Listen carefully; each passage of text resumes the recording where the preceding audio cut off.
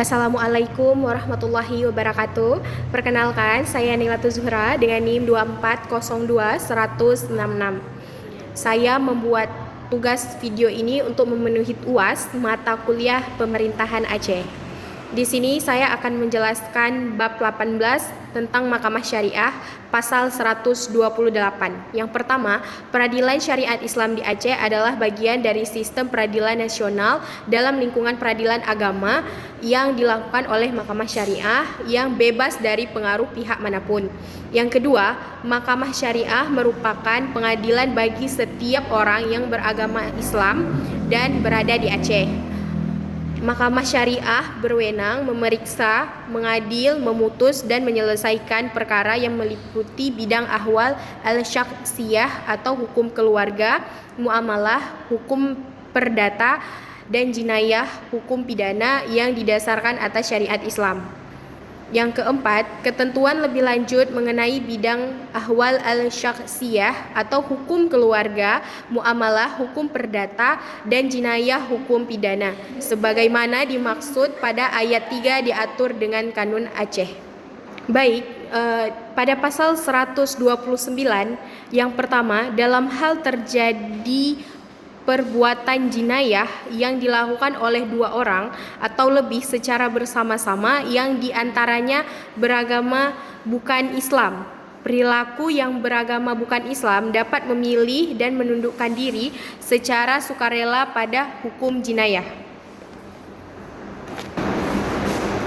Setiap orang yang beragama bukan Islam melakukan perbuatan jinayah yang diatur dalam Kitab Undang-Undang Hukum Pidana atau ketentuan pidana di luar Kitab Undang-Undang Hukum Pidana berlaku pada hukum jinayah.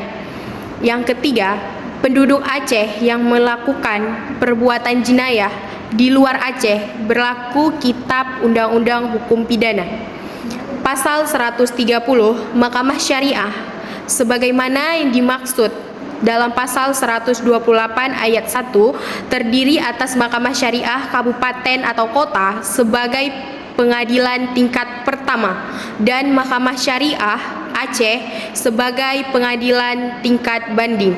Pada pasal 131 yang pertama ada keputusan Mahkamah Syariah Aceh sebagaimana dimaksud dalam pasal 128 ayat 1 yang dimintakan kasasi kepada Mahkamah Agung. Yang kedua, perkara kasasi sebagaimana dimaksud pada ayat 1 yang menyangkut nikah, talak, cerai, dan rujuk diselesaikan oleh Mahkamah Agung paling lambat 30 hari sejak didaftarkan ke Paniteraan Mahkamah Agung.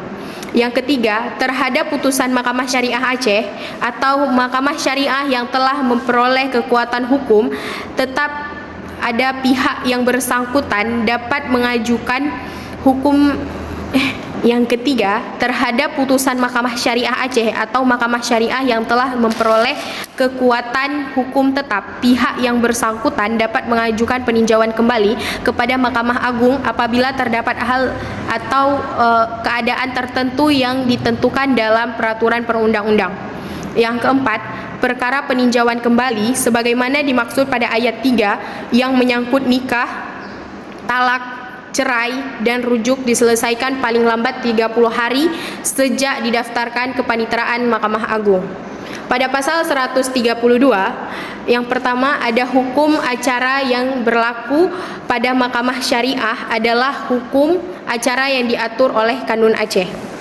Yang kedua, sebelum Kanun Aceh tentang hukum acara pada ayat 1 yang dibentuk, yang pertama ada hukum acara yang berlaku pada Mahkamah Syariah sepanjang mengenai ahwal al-syakhsiyah dan muamalah adalah hukum acara sebagaimana yang berlaku pada pengadilan dalam lingkungan peradilan agama kecuali yang diatur secara khusus dalam undang-undang ini. Yang kedua, hukum acara yang berlaku pada Mahkamah Syariah sepanjang mengenai jinayah adalah hukum acara sebagaimana yang berlaku pada pengadilan dalam lingkungan peradilan umum kecuali yang diatur secara khusus dalam undang-undang ini. Pada pasal 133 tugas penyelidikan dan penyidikan untuk menegakkan syariat Islam yang menjadi wewenang Mahkamah Syariah sepanjang mengenai jenayah dilakukan oleh Kepolisian Negara Republik Indonesia dan penyidik pegawai negeri sipil. Pada pasal 134, yang pertama, perencanaan pengadilan pendidikan dan pelatihan serta pembinaan teknis terhadap pejabat penyidik pegawai negeri sipil sebagaimana yang dimaksud pada pasal 133 difasilitasi oleh Kepolisian Negara Republik Indonesia Aceh sesuai dengan peraturan perundang-undangan. Yang kedua, ketentuan lebih lanjut mengenai tata cara pengangkatan, persyaratan, dan pendidikan pejabat penyidik pegawai negara sipil sebagaimana yang dimaksud pada ayat 1 diatur dengan Kanun Aceh. Pada pasal 135, Hakim Mahkamah Syariah diangkut dan diberhentikan oleh Presiden atas usul Mahkamah Agung.